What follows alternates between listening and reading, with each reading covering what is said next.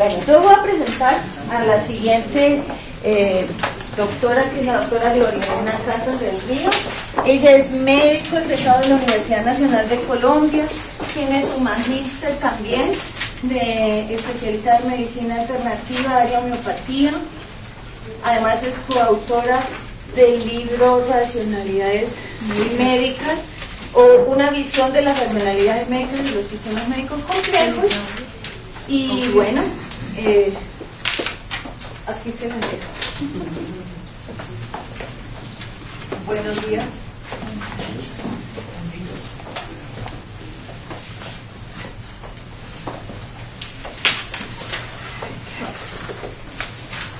La presentación se llama Representaciones sociales de los conceptos de salud y enfermedades médicos homeópatas de las diferentes escuelas de formación en Bogotá en el 2009.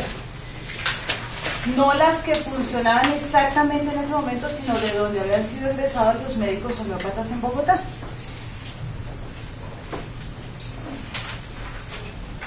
¿Qué justifica el hacer esta investigación? Pues que el concepto de salud ha variado a través de los años, y ha variado por muchas cosas. Ha variado por las necesidades, ha variado por la evolución científica, ha variado por las condiciones de vida. Entonces ustedes se han dado cuenta que si cogemos la definición de salud de la OMS hace 20 años es distinta a la que estamos manejando en este momento.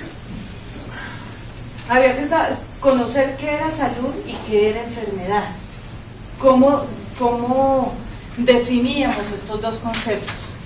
¿Por qué desde las representaciones sociales? Como bien lo dice Elvita, la homeopatía era una adición ahí social, pero no estaba considerada como una especialidad médica.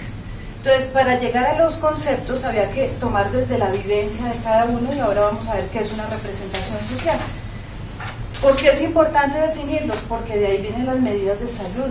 Como tiene que ver la evolución, el desarrollo científico, el desarrollo económico, pues todas las medidas de salud, ¿de dónde se cogen? De las definiciones primarias, digámoslo así. La otra cosa importante era, bueno, listo, ya sabemos qué es salud en el 2009, para los médicos, para la academia, pero ¿qué es salud para los médicos homeópatas, que era lo que nos convenía, y cómo influía cada escuela de formación en ese concepto? Entonces, las representaciones sociales, ¿qué son? Las representaciones sociales son una forma de conocimiento. Esa forma de conocimiento, ¿de dónde viene? Viene del medio, que es lo que yo vivo, viene de la comunidad a la cual pertenezco. ¿Por qué de la comunidad? Porque de acuerdo a mi comunidad tengo unos ritos, unas costumbres que van con la tradición oral. Las experiencias. En las experiencias entonces cabe la guapanela, con el limón para la gripa que le da la abuelita. Todo eso es importantísimo en la forma de conocimiento. Los saberes ancestrales, cómo se hacía antes, cómo lo hacían los viejos, cómo lo hacían los sanadores. Todo eso tiene que ver con la cultura y la educación. Entonces, el problema con nosotros es que la educación, como bien lo dijo Elvita, se fue quedando en Colombia, mientras que se desarrollaba en otras partes. Y eso nos da las representaciones sociales. Entonces, ¿cuál era el problema? Que no teníamos ni idea, no se había hecho un estudio de representaciones sociales en los conceptos de salud y enfermedad. Que la formación médica tampoco lo tenía claro, y que la visión por paradigmas tampoco lo tenía claro. Cada desarrollo de cada oficio está dentro de un paradigma contemplado. Y nosotros, como homeópatas, estamos dentro del vitalismo.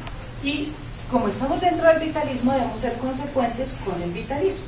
Ahora más adelante lo vamos a ver. Entonces, la pregunta de investigación principal era cuáles son las representaciones sociales de los conceptos de salud y enfermedad de un grupo de médicos homeópatas de Bogotá, y si varía este concepto dependiendo de la escuela de formación. Uno diría, no, pues la homeopatía es la misma. El objetivo principal en general es develar las representaciones sociales de estos conceptos con el fin de construir y constatar la teoría sobre los significados de estos conceptos para proponer nuevos marcos de sentido relacionados con la práctica médica. ¿Por qué? Porque estábamos empezando una maestría, llenos de docentes formados de distintas escuelas. Entonces se para aquí y dice una cosa, se para aquí y dice otra cosa otra. El que tiene un poquito de conocimiento dice, no, un momentico, eso no es así, porque cada uno tiene su propia verdad, ¿cierto? Entonces había que mirar qué pasaba ahí. Los objetivos específicos: determinar las variaciones en los conceptos de salud y enfermedad de acuerdo a la escuela de formación, y describir las formas de interpretación de estos conceptos en la práctica médica. Ya una cosa es lo que dice la teoría del libro y otra cosa es cómo lo hace usted en su consulta, doctor. ¿Cómo se hizo este trabajo? Entonces, como se imaginarán los médicos, solamente sabemos un poquito hacer investigación clínica bajo el paradigma que nos formó como médicos. Entonces, miércoles, ¿con qué se come esto? Entonces, esto se come primero con unas consideraciones éticas. Como es un estudio social, tengo que estar de tú a tú con el otro, tiene que contarme un poquito de su vida, un poquito de lo que hace, ¿sí? Entonces, esto tiene que pasar por el comité de ética, ¿sí, no? Grave, no se puede hacer. Y si el comité de ética dice no, es no. Tiene que tener consentimientos informados, se hicieron encuestas y entrevistas y todo tenía que ser bajo secreto, bajo llave, con guarda, custodia, etcétera, etcétera, etcétera. La metodología, entonces, hay un enfoque cualitativo y ese enfoque cualitativo son las representaciones sociales, pero dentro del enfoque cualitativo, bueno, ahorita lo digo. En la encuesta, entonces, lo primero que se hizo fue una encuesta, y se hizo una encuesta a los estudiantes activos de la maestría. ¿Por qué a los estudiantes activos de la maestría? Porque también había homeópatas formados, pero a esos no los tuvimos en cuenta para las entrevistas. Tenían sus criterios de inclusión y exclusión que los pide el comité de ética. Y el procesamiento de esas encuestas fue con Excel y el análisis con SPSS, que es un paquete estadístico. ¿Qué se encontró en los resultados de la encuesta? Era la determinación demográfica, que realmente no tiene mucha relevancia. Decir que el 62% de ellos eran hombres, el 37% mujeres, el 56% casados, el 18% en unión libre, el 12,5% separados, 6,3% solteros y 6,3% viudos. Las escuelas de formación de pregrado, porque también llaman la atención, bueno, ¿por qué entraron más de la nacional? Fácil, entramos más de la nacional porque éramos de la nacional y a Exmun le manda los correos a quienes, a sus exalumnos, ¿sí? Y ahí uno se entera del cuento. Le sigue la Javeriana, la Fundación Juan N. Corpas, el Rosario, la Fundación Universitaria de Boyacá, el Bosque, la Universidad de Buenos Aires. El énfasis, la otra cosa que se estudió fue el énfasis de formación en pregrado. Usted en su pregrado, su programa de pregrado iba más enfocado a salud o enfermedad. ¿A usted le hablaron más de la salud o de la enfermedad? 56% de la enfermedad. Estamos formados para tratar la enfermedad como médicos. ¿Y cuál es su escuela de formación en homeopatía? Fundación Instituto Colombiano Homeopático de Páez. La Universidad Nacional de Colombia, teniendo en cuenta los cursos de extensión. Antes de la maestría, la universidad tuvo unos cursos de extensión de duración de 2 años. ASMO, la Universidad del Bosque, la Fundación Hahnemann. Un 6,3% que no contestó, nunca contestó esa pregunta. Entonces, ¿cuál era el énfasis de formación en homeopatía? La mayoría, los dos conceptos por igual. La menor parte fue la enfermedad y salud, el 31%. El tiempo de formación en homeopatía, la gran mayoría 3 años, no, la gran mayoría no, la mayoría 3 años y el porcentaje no fue muy grande. Después le sigue 2 y 1 año el 13%. El tiempo de experiencia, que también nos pareció importante saber qué tiempo de experiencia tenía la gente que estaba cursando la maestría en su primer semestre. 4 años de experiencia fue el porcentaje más alto. Y 23, y entre 23 y 27 el porcentaje que les seguía. Sí, había gente que llevaba 23 había años gente que llevaba ejerciendo. 23 años ejerciendo, había gente que llevaba 27 años, 4, 5 y 1 años. Yo creo, es mi interpretación aquí, pues la gente que salió del curso de extensión, del primer curso de extensión de homeopatía de la Nacional. Ahora, las representaciones sociales. Entonces, bueno, después de hacer la encuesta, había que hacer entrevistas, pero entrevistas a personas de esas escuelas de formación que me salieron en la encuesta, buscar personas representativas de esa encuesta. Entonces había que hacerle la entrevista, grabar esa entrevista y transcribirla en Word, completica, con is, puntos, comas y todo, para poder meterlo a un programa que nos analiza las entrevistas. Entonces entrevisté personas de la Luis G. Páez, de ASMOC, de la Fundación Hahnemann y del Instituto Hahnemanniano. Había criterios de inclusión, por supuesto, y criterios de exclusión. Criterios de inclusión que no tuvieran que ver con la maestría, que no fueran docentes, ni alumnos, ni que aceptaran entonces que firmaran el consentimiento informado y digan, sí, está bien, yo acepto perder mi tiempito con usted un ratito. Que tuviera un ejercicio profesional mayor a 10 años. ¿Por qué mayor a 10 años? Porque nos pareció que era como el tiempo justo para tener claro qué era para él salud y enfermedad, cómo lo hacía y cómo lo van a formar. Criterios de exclusión, tener el rol de estudiante y de docente de la universidad, eso ya salían de una. Que tuvieran menos de 10 años de experiencia y pues que dijeran que muchas gracias. Entonces, bueno, lo que les conté, se transcribió renglón a renglón y el análisis se hizo por medio del Atlas T. ¿Qué hace el Atlas T? Entonces, uno pone su entrevista en el Atlas T y el Atlas T saca estos cuadritos en donde le da a uno las palabras que más se usaron en las definiciones y con las frecuencias que se utilizaron. En el Instituto Hahnemanniano, cuando hablaron de enfermedad, dijeron que era un desequilibrio, una alteración, una discordia y que era orgánica. De salud dijeron que era armonía, equilibrio y era orgánica. Esto se llaman redes de relaciones, que es la forma en que está ubicado, que están ubicados los conceptos. Es lo mismo, dentro de la escuela de la homeopatía clínica está la salud, como la salud de órganos, la salud de armonía, salud de equilibrio. La enfermedad como discordia, desequilibrio, enfermedad de alteración o enfermedad orgánica. La Luis G. Páez, entonces, dice que la enfermedad es abrupta, es un desequilibrio, distracción, emoción. Van ahorita a ver la red de relaciones, lo distinta es la cantidad de conceptos que tiene. ¿Y en dónde van ubicados cada uno de ellos?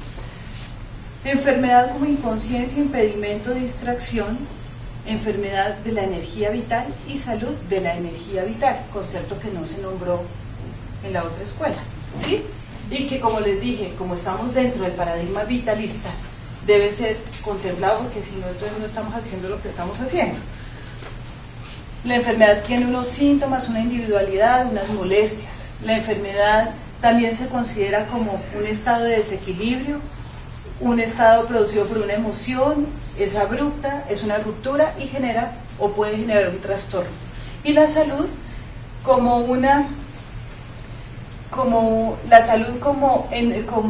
un equilibrio, conciencia como un fin, como la felicidad, como la vida.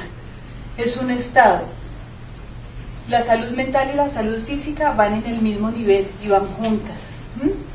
Y tienen que ver la alimentación, la forma, la genética, los hábitos y el medio ambiente. En ASMOC nos dieron otra cantidad de cosas. En ASMOC Ellos dicen que la salud y la enfermedad son la doble cara de una misma cosa. Así lo definieron las personas a las que entrevisté de ASMOC. Entonces, la salud es una cara, la enfermedad es otra cara. La salud como con una individualidad, una actitud, una percepción, una sensación. También dicen que es felicidad, es estar bien, como armonía, bienestar, balance, equilibrio.